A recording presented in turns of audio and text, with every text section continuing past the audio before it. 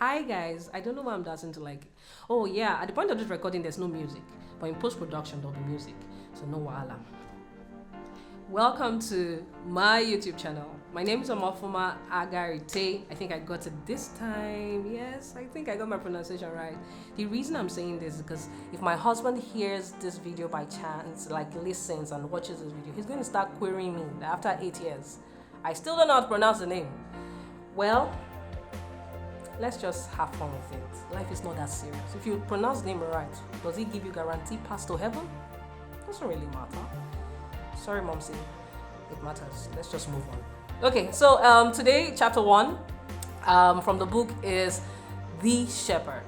The Shepherd. And I started with a story in the book about having devotion, and then something my husband said triggered a thought pattern. So let me now give you the background story. I didn't take permission to share this story, but he's my husband. God will help all of us, will be fine. So I have friends that, we look out for each other. So one of them had told us about this investment platform in 2018 that you could put in a certain amount and get like over 50% of what you invested in. So, well, we trust them, right? They're really good peoples, right? So we entered with them. I did it first, and in due season, in about 40 days time, I got my money. So my husband also thought about like, oh, that's a great idea, let me also do it. And so he took up some loans. So he got into it, got the monies, invested it, and then stories started popping up. Things started failing. I think they hit a rock. So stories started entering, people started asking for their monies back, so the whole thing just crashed and fell. Like, it failed at such a bad time, because don't forget he took a loan to do it. I don't earn much, so it wasn't looking like I had money to and it's a small thing, I'll take care of you. It wasn't like that. So it was a very bad case. When we realized that this thing had failed and the amount that my husband loaned had gone, we knew we were in a really bad place. But as at this time, like I said, I'd already experiencing the truth about being a sheep and having a shepherd take care of you, right? Without really knowing what I was saying, but I just knew that I was the sheep of his pasture. That was the experience I was having when this happened for me and my husband. And we were there that morning in devotion, and the reality just really sunk into my husband's heart, and he was like, "Hi, God has to help us." So that's when he hit me that he didn't have a plan on how to get that money back. And you don't forget, when you take a loan, you're going to be paying monthly, you're going to be paying with interest. It wasn't a really nice place to be, and he said, but will God just keep saving us from issues that we put ourselves into, trying to blame. My husband loves to blame himself, and it's my duty to ensure he doesn't. So he was there, blaming himself, that we should God keep saving him or us from when we make mistakes with our eyes wide open. And immediately I said, yes, he must. It's what he signed up for.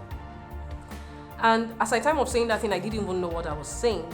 But that's the reality. I signed up to be a mother, right? I signed up for it in getting married and God giving me the children that I have. I signed up for that. It's my duty not to complain and say, why are you burping? You're always easing yourself. You're always pooing. No, that's my job. That's the JD. That's part of my JD, to care and cater for him. It's what I signed up for. And to train him while at it, to potty train him and teach him. If I don't train him, I will keep wiping up after him, cleaning the floors. So that's what God signed up for with us.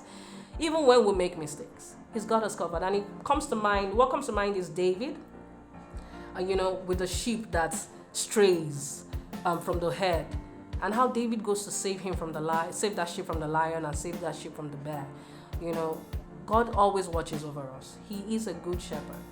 It may look like you are not hearing word. You're entering trouble. It may look like that, but he's got you covered.